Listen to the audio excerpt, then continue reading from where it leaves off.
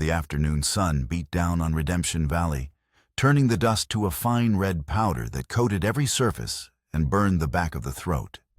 It was a heat that promised violence, a suffocating stillness that clung to the town like a shroud. Inside the Redemption Valley Bank, the air was thick with the scent of old paper and nervous sweat. Abigail Reed stood before the teller's window, her heart a frantic drum against her ribs.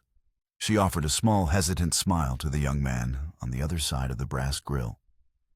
A boy barely older than herself with a smattering of freckles across his nose. I need to make a withdrawal, she said, her voice a near whisper. Certainly, Miss Reed, the teller replied, his gaze lingering on her for a moment too long. Her chestnut hair pinned in a simple but elegant twist, and the deep blue of her eyes often had that effect. It was a currency she loathed, but was forced to spend.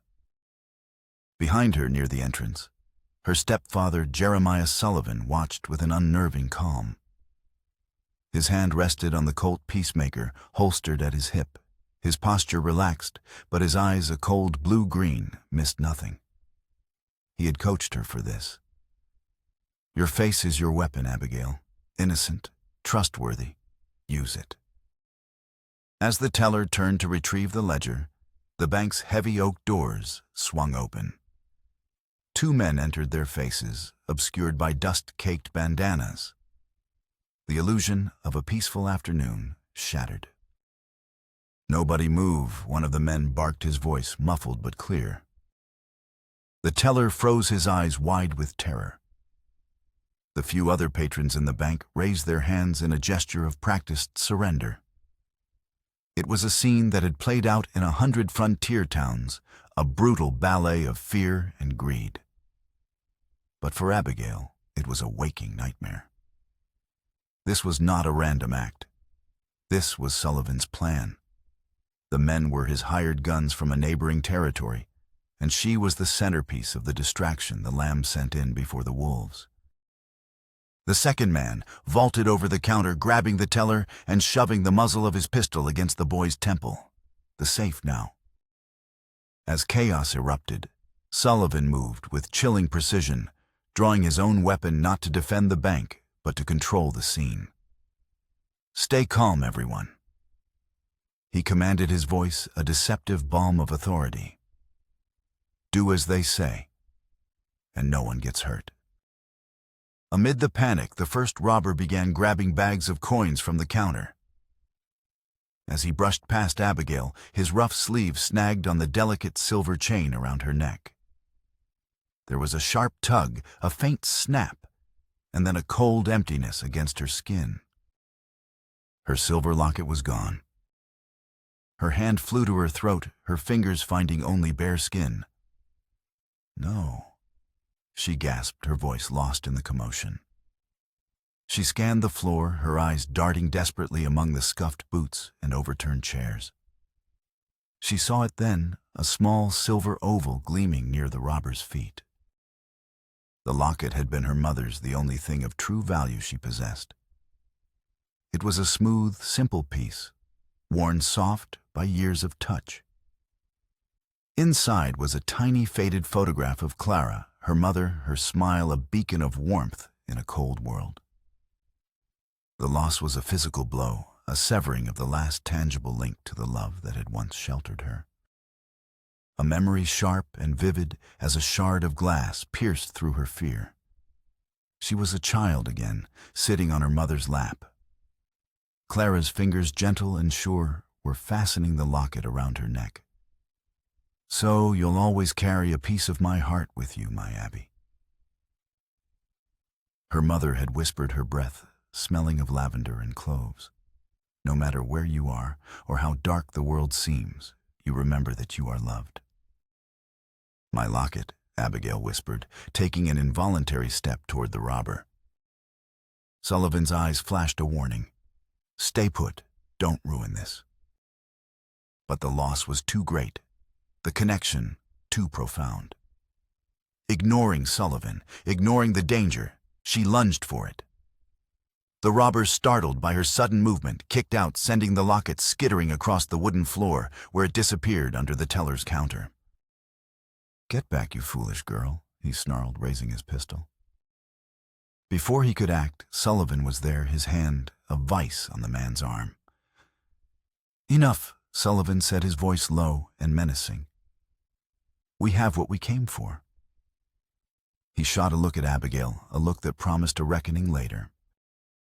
The robbers backed out of the bank, their saddlebags heavy with coin, and disappeared into the dusty street. The moment they were gone, Sullivan's carefully constructed facade of the concerned citizen crumbled. He grabbed Abigail's arm, his fingers digging into her flesh.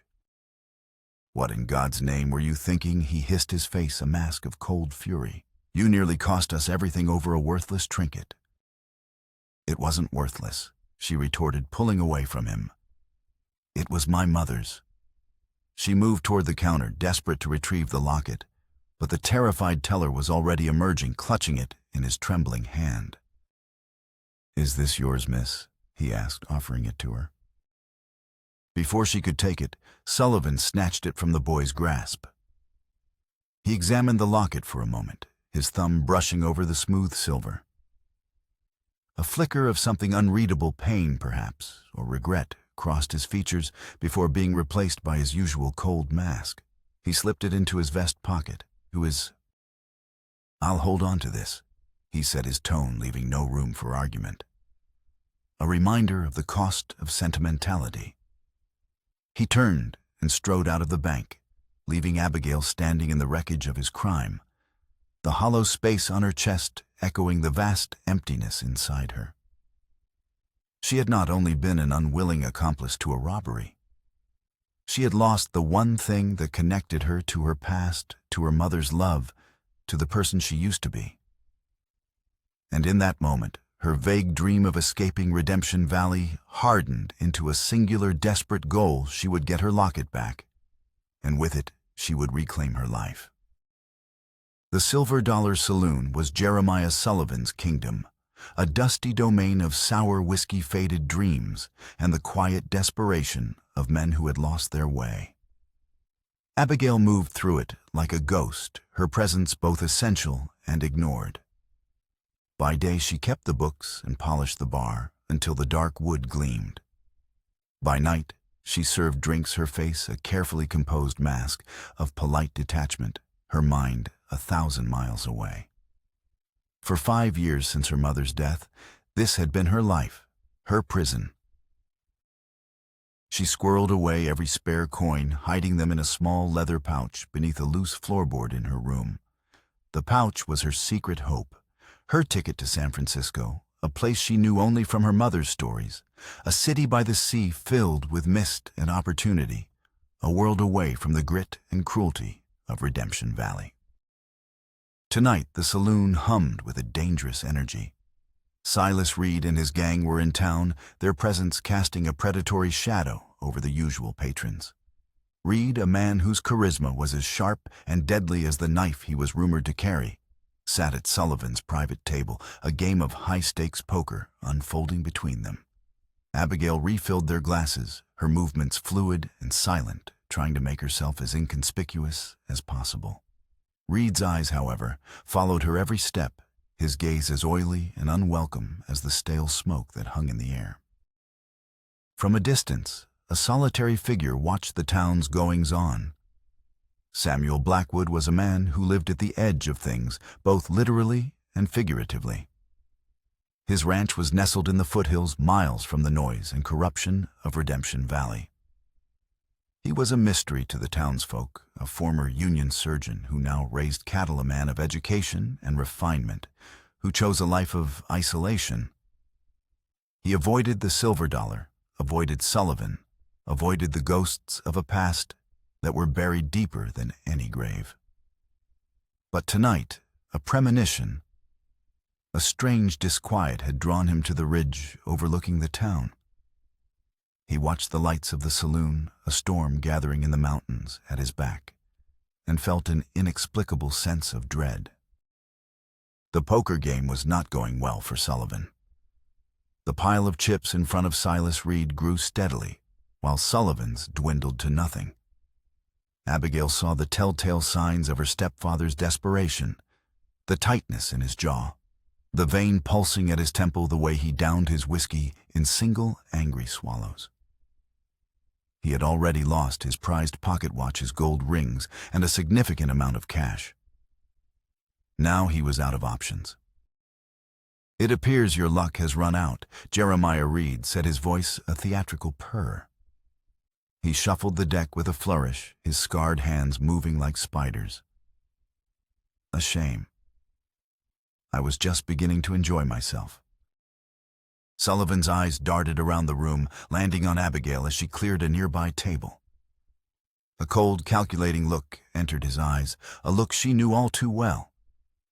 It was the look of a man who saw everything and everyone as an asset to be leveraged. "I'm not done yet," Sullivan said, his voice dangerously low. "I have one more thing to wager." Reed's eyebrow arched in amusement. "And what might that be? You've already lost the deed to this fine establishment." Sullivan gestured toward Abigail. "Her services," he said, the words dropping into the tense silence like stones. "A year of her time working for you. In Helena, or wherever you see fit." The saloon, which had been buzzing with low conversation, fell silent. Every eye turned to Abigail. She stood frozen, a stack of dirty glasses in her hands, the blood draining from her face. She felt stripped, bare-priced, and sold like livestock. Reed's gaze slid over Abigail, a slow, possessive appraisal that made her skin crawl. A slow, cruel smile spread across his face, revealing a gold tooth. An intriguing offer, he mused. Sullivan's little songbird. "Very well, Jeremiah. I accept your wager. Her services for 1 year against all your debts." The final hand was dealt. The cards were turned. Sullivan's pair of kings was no match for Reed's 3 queens. A collective sigh went through the room. It was over.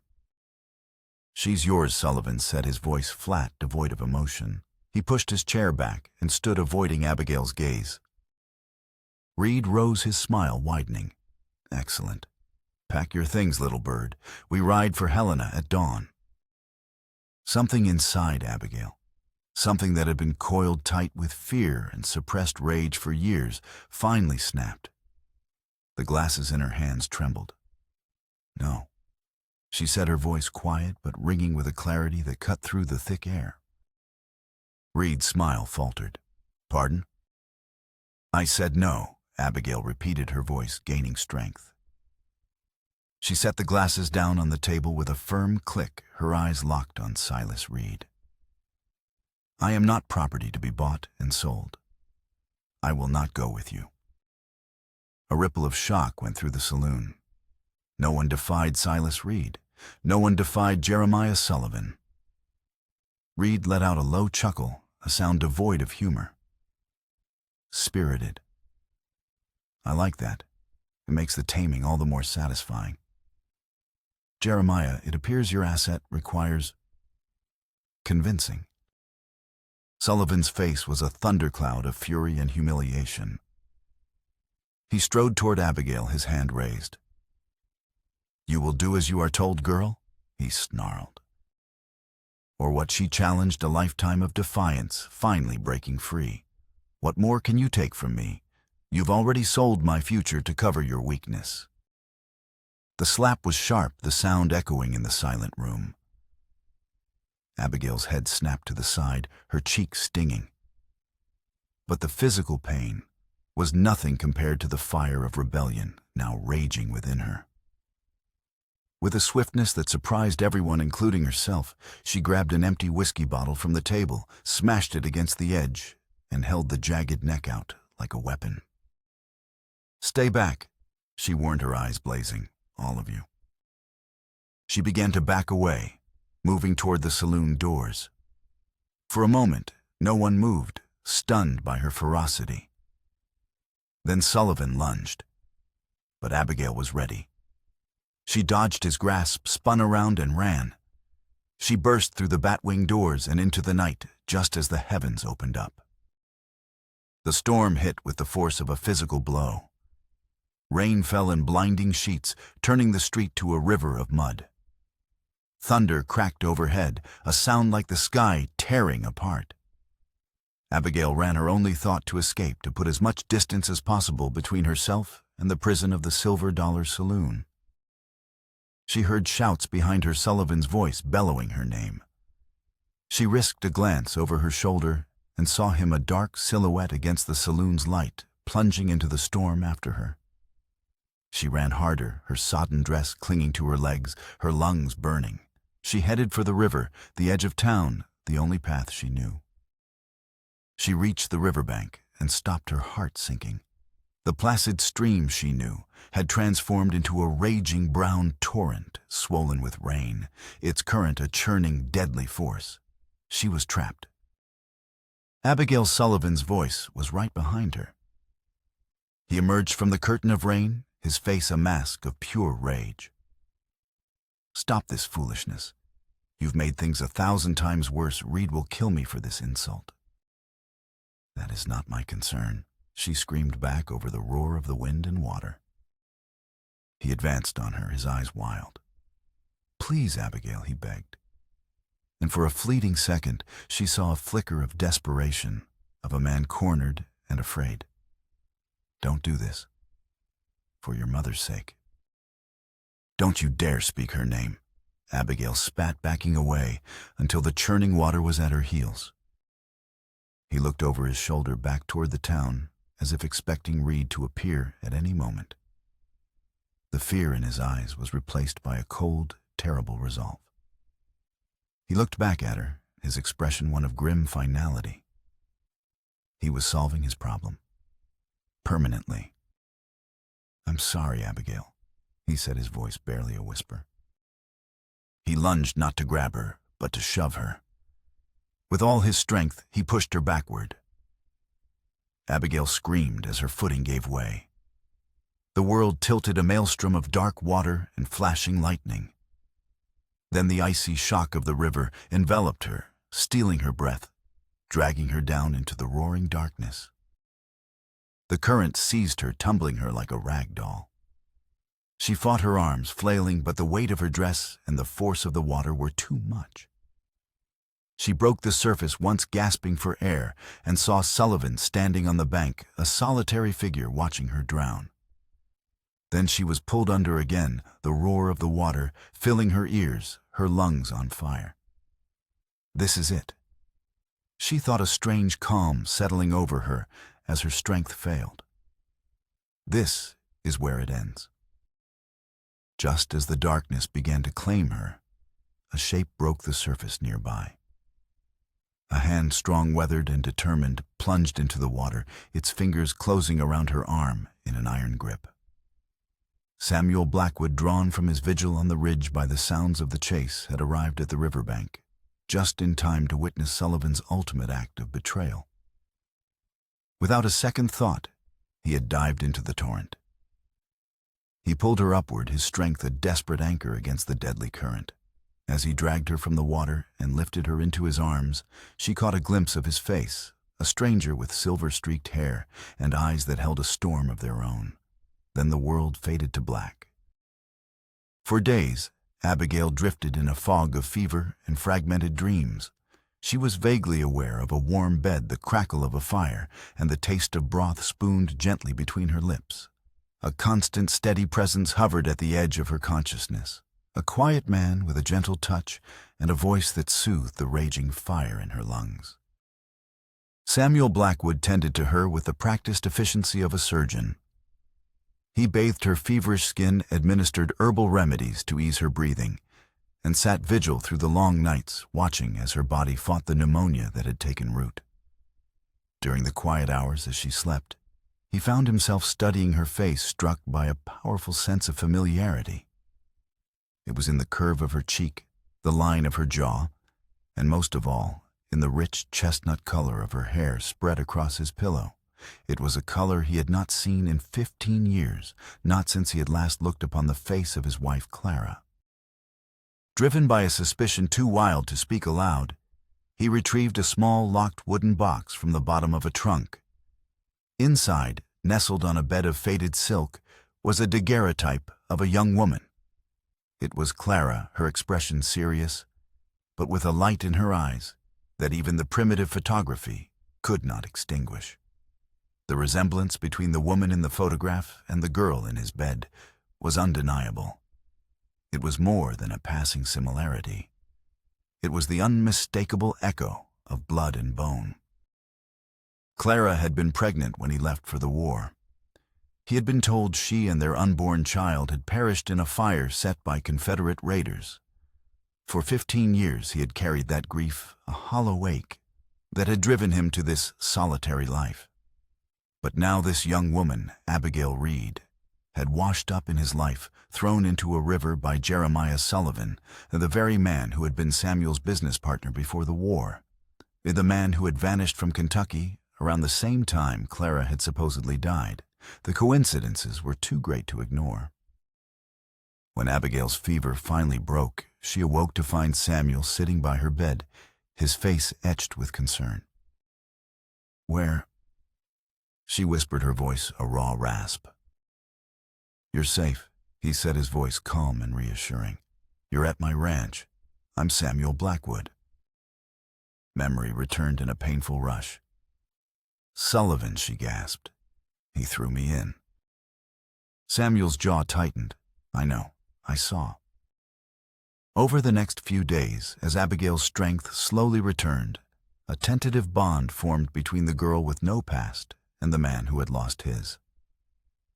He told her nothing of his suspicions, not wanting to overwhelm her while she was still so fragile.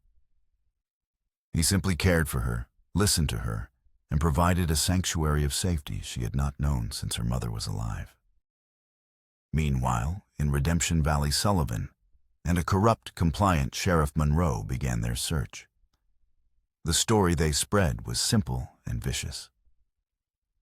Abigail, in a fit of pique, had stolen a large sum of money from the saloon safe and run off. A warrant was issued for her arrest and a reward offered for her capture.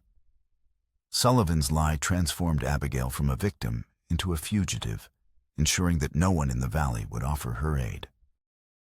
One evening, as Abigail sat by the fire, wrapped in one of Samuel's blankets, she noticed the daguerreotype which Samuel had left on the mantel. She picked it up, her breath catching in her throat. "This woman?" she said, her voice trembling. She looks like my mother." Samuel's carefully maintained composure finally broke. He sat down opposite her, his expression a mixture of sorrow and hope.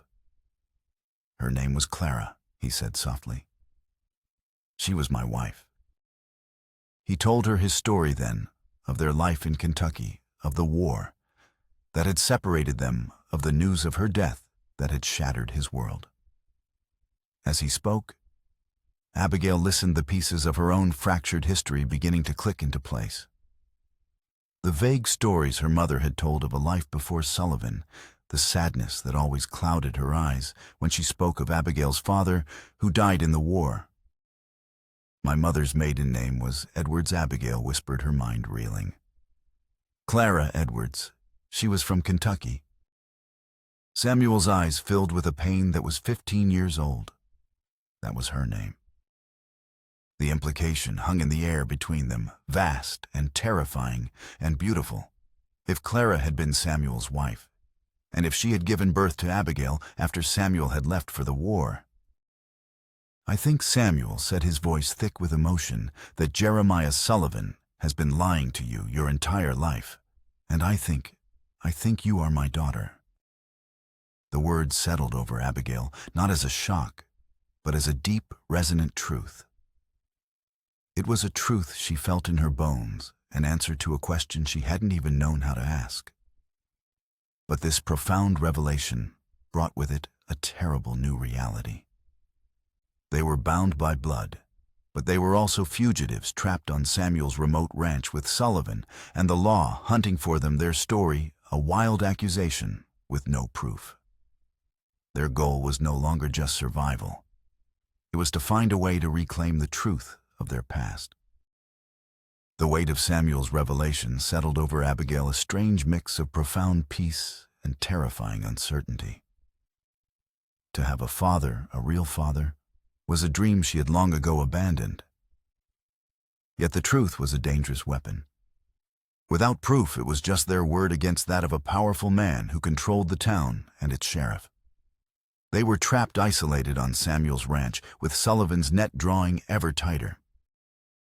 "We need evidence," Samuel said, his voice low and determined, as they sat by the fire late one night. "Something that proves Sullivan lied, something that corroborates my story." "My mother," Abigail said, thinking aloud. She was always writing, letters, a journal.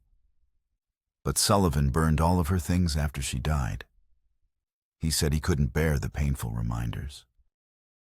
"Or he couldn't risk what they might contain," Samuel finished grimly. A thought sparked in Abigail's memory, faint at first, then gaining clarity. "Walter," she said, her eyes lighting up. "The piano player at the saloon. He was very kind to my mother, especially when she was ill. He would bring her books, sit with her. She trusted him. It was a slim hope, but it was all they had." The risk of Abigail returning to town was immense, but the need for proof was greater. Disguised in a spare bonnet and a drab dress of Martha Hawkins, a sharp-witted neighboring rancher who had quickly become their ally, Abigail slipped into Redemption Valley under the cover of a moonless night. She found Walter in his small room behind the saloon, the scent of old sheet music and lemon polish hanging in the air. The old man's eyes widened in shock when he saw her, then softened with relief. "Child," he whispered, pulling her inside. "I feared the worst. Sullivan has been like a caged bear." Abigail quickly explained her situation, omitting only the part about Samuel being her father, focusing instead on her need to find anything that might shed light on her mother's past. Walter listened, his gnarled hands twisting the brim of his hat. When she finished, he was silent for a long moment.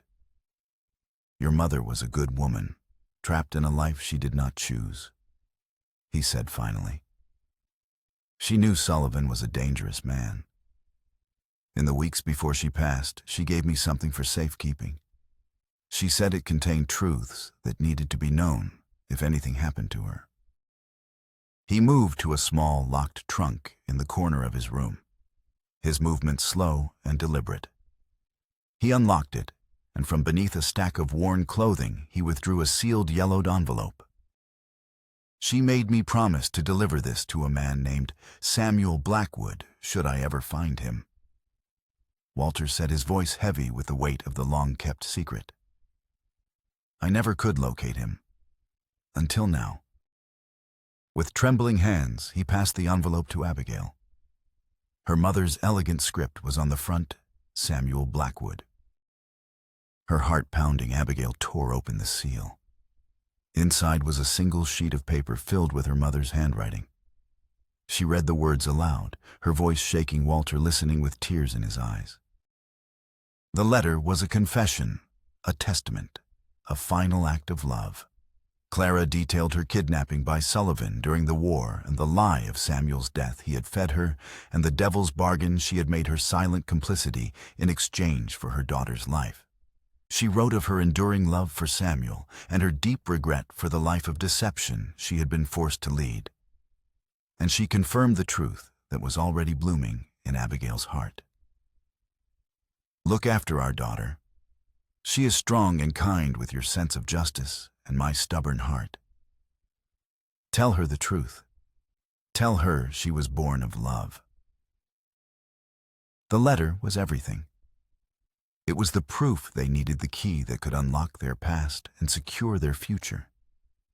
Abigail clutched it to her chest, a wave of grief and gratitude washing over her. Her mother had not abandoned the truth. She had hidden it, preserved it, trusting that one day it would find its way home. The discovery shifted everything. Their goal was no longer simply to survive, but to seek justice for Clara, to expose Sullivan for the monster he was, and to reclaim their names, their history, their lives. With the letter tucked safely inside her dress, Abigail slipped out of town, her spirits soaring. They had the truth in their hands. But as she rode back toward the ranch, a lone figure watched from the shadows of the livery stable. One of Silas Reed's men, drawn by the unusual late-night activity, had seen her enter Walter's room. He had seen her leave her face alight with a purpose he did not understand, but immediately recognized as a threat to his employer's interests. He mounted his horse and rode hard. Not for the saloon, but for the camp outside of town, where Reed and his gang were waiting. Their hiding place had been compromised. The hunt was on. The sense of triumph was short-lived. The next afternoon, as Samuel was chopping wood, he spotted a plume of dust on the horizon. Riders moving fast, too many to be a simple patrol. It was Monroe with Silas Reed and his gang at his side. They knew. "They're coming," Samuel shouted, running back to the house. "We have to go. Now." There was no time to saddle the horses, no time to plan. Their only hope was the one place they might not be followed at the network of abandoned silver mines that honeycombed the foothills behind the ranch. Grabbing the letter, a canteen of water, and a lantern, they fled out the back of the house and scrambled up the rocky slope toward the dark, gaping maw of the nearest mine entrance. They plunged into the oppressive darkness just as the riders thundered into the ranch yard below. The air in the tunnel was cold and damp, smelling of wet earth and forgotten things. Samuel lit the lantern, its flickering flame casting long, dancing shadows on the rough-hewn walls. "Stay close," he said, his voice echoing in the confined space. "These tunnels are a maze, and watch your step. Some of the timbers are rotten." They moved deeper into the earth, the sounds of their pursuers fading behind them. The tunnel twisted and turned, branching into multiple passages. They chose their path by instinct, always moving upward deeper into the mountain. Water dripped from the ceiling, and the ground underfoot was slick with mud. It was a treacherous, claustrophobic world, a stark contrast to the open skies of Montana they had left behind. "How will we know which way to go?" Abigail asked, her voice tight with anxiety. "Your mother and I used to explore these hills." Samuel said, a faint smile touching his lips at the memory. "There's an old ventilation shaft that opens out on the far side of this ridge. If we can find it, it will lead us out miles from here." Their journey became a test of endurance and trust. Samuel's knowledge of the land and his steady calm were their guide, while Abigail's resilience and sharp eyes spotted loose rocks and unstable ground. They were no longer just a man and a girl thrown together by circumstance. They were a team, a father and daughter fighting for their lives, their every step a reclamation of their stolen bond. Hours passed. Their water was running low, and the lantern's oil was nearly spent. Just as despair began to set in, they heard a sound from the tunnel behind them, the scrape of boots on rock, a muffled curse. They had been followed. Reed and his men were in the mines. Quickly, Samuel urged extinguishing the lantern to hide their position. They pressed forward in near total darkness, their hands tracing the damp walls for guidance. They rounded a sharp bend and saw a faint rectangle of gray light high up on the tunnel wall ahead. The ventilation shaft, but it was 20 feet up a sheer rock face. Below it, the tunnel floor dropped away into a chasm of unknown depth. A series of rusted iron rungs set into the rock years ago offered the only way up. "I'll go first," Samuel said, testing the first rung. It groaned, but held. "When I get to the top, I'll find a way to help you up." He began to climb the old rungs, creaking ominously under his weight. Abigail watched from below, her heart in her throat, the sounds of their pursuers growing closer. Samuel was halfway up when a shout echoed from the tunnel behind them. Lantern light flooded the passage, pinning them in its glare. "There they are," Silas Reed's triumphant voice boomed. A gunshot cracked the bullet, ricocheting off the rock wall inches from Samuel's head. He scrambled faster, his muscles straining. Another shot rang out, and this time the rusted rung he was gripping shattered. He cried out as he fell, catching himself on the rung below with one hand, his body swinging precariously over the chasm. Samuel, Abigail screamed. "Go," he yelled, struggling to find a foothold. "Get out of here." But Abigail wasn't leaving him. As Reed and his men advanced, she looked around wildly, her eyes landing on a stack of old, rotting support timbers left by the miners. With a surge of adrenaline, she shoved one of the heavy beams. It teetered for a moment, then crashed down onto the narrow ledge where Reed and his men stood blocking their path. The distraction gave Samuel the moment he needed. He found his footing, pulled himself up, and continued his climb. He reached the top, peered down at Abigail, and saw the terror and determination warring in her eyes. "Come on, Abigail," he called down. "You can do it." Just then, a tremor ran through the tunnel. The support beam Abigail had pushed had destabilized the fragile rock. The ledge beneath Reed's feet began to crumble. With a collective shout of alarm, the outlaws scrambled back as the floor of the tunnel gave way, plunging into the chasm in a roar of falling rock and dust. Abigail didn't wait to see their fate. She started to climb her hands and feet, finding the rungs, her gaze fixed on her father's outstretched hand above. The whole structure groaned, weakened by the collapse. She was just a few feet from the top when the rung beneath her feet broke away. She dangled for a heart-stopping second, her fingers slipping before Samuel's hand closed around her wrist, his grip like iron. With a great heave, he pulled her up and over the edge into the safety of the ventilation shaft. They lay there for a moment, gasping for breath, the roar of the collapse echoing from the depths below. They were bruised, exhausted, and covered in grime. But they were alive, and they were together. They had survived the darkness, and now a sliver of stormy sky was visible above them. Their escape was not yet complete, but they had faced their pursuers and won. Hand in hand, they began the final steep climb toward the light. They emerged from the mine into the heart of the storm. The wind howled and the rain fell in a solid gray curtain, but the air had never tasted so sweet. They were free, but they both knew their fight was far from over. Running would only delay the inevitable. To truly be free, they had to return to Redemption Valley and confront Sullivan to bring the truth into the light, no matter the cost. The Silver Dollar Saloon was an island of lamplit noise in the raging storm.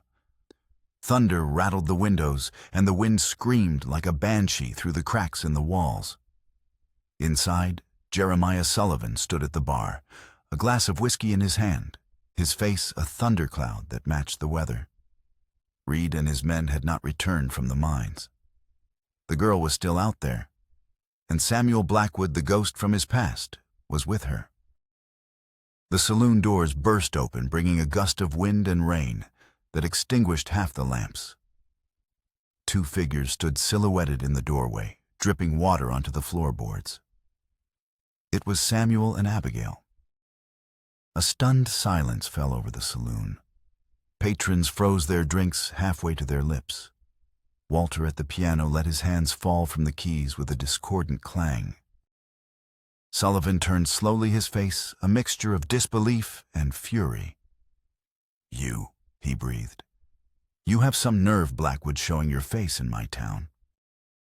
"This was never your town," Jeremiah Samuel said, his voice calm, but carrying the weight of years of injustice. He and Abigail advanced into the room, their eyes locked on Sullivan. "And she was never your daughter."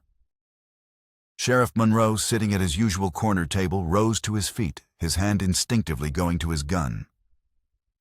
"Blackwood, you're under arrest, and you, girl, for theft." "There was no theft," Abigail said, her voice clear and strong, ringing with a confidence she had never before possessed. "Only kidnapping and murder." A gasp went through the room. Sullivan's knuckles whitened around his glass. Lies, he spat. The desperate lies of a thief and a runaway. Is it a lie? Jeremiah Samuel asked, stepping forward. He pulled a folded, water-stained letter from inside his coat. Or is it the truth, in Clara's own words? Sullivan's eyes widened at the sight of the letter, recognizing the handwriting. For a moment his composure cracked, revealing the panicked man beneath. "What is this nonsense?" Monroe demanded, drawing his pistol. "Give me that letter." "This letter details how Jeremiah Sullivan kidnapped my wife during the war, lied to her about my death, and held her and my daughter captive for 15 years. Samuel announced, his voice booming over the sound of the storm. The saloon erupted in murmurs. The townspeople looked from Samuel to Sullivan, their loyalties, once so firm, beginning to waver. "He's insane." Sullivan roared, his control finally snapping. He lunged for the letter, but Samuel was ready. He sidestepped, and Sullivan stumbled past him. The carefully constructed world Jeremiah Sullivan had built over 2 decades was crumbling around him. Cornered and enraged, he spun around his face, contorted with a grief that was decades old. "You want to know the truth?" He screamed, his voice raw with pain. "I'll give you the truth. It was his fault, all of it." He pointed a shaking finger at Samuel. He called himself a doctor, a man of science. But he was playing God. Sullivan's eyes were wild, staring at a ghost only he could see. My Mary. My little boy. They were sick, cholera, burning with fever. And he couldn't save them. Your great Dr. Blackwood stood there with his useless medicines and watched my family die. He took my family from me. A lightning flash illuminated the saloon, freezing the scene in a stark, ghostly white. The room was utterly silent, save for the howl of the wind. The great twist of Sullivan's life, the secret sorrow that had fueled his every action, was finally laid bare. "So I took his," Sullivan whispered, his voice cracking. "An eye for an eye. A wife for a wife. A child for a child. I wanted you to feel it, Samuel. The emptiness. The knowing that the world keeps turning while your heart has stopped. I wanted you to suffer just as I have suffered." The public confession, born of grief and madness, hung in the air. It was more damning than any letter. The townspeople stared at Sullivan, seeing him for the first time not as a powerful founder, but as a broken, vengeful man. In that moment of stunned silence, Sheriff Monroe made his choice. He saw his own future tied to a man who had just confessed to kidnapping and was clearly unhinged. His loyalty was to himself. He raised his pistol, but he didn't aim it at Samuel. He aimed it at Sullivan. "It's over," Jeremiah Monroe said, his voice cold. "You're done." It was the final betrayal. Sullivan let out a roar of pure anguish and rage and drew his Colt. The saloon exploded into chaos. A shot rang out, then another. Thunder cracked outside, masking the sound of the gunfire.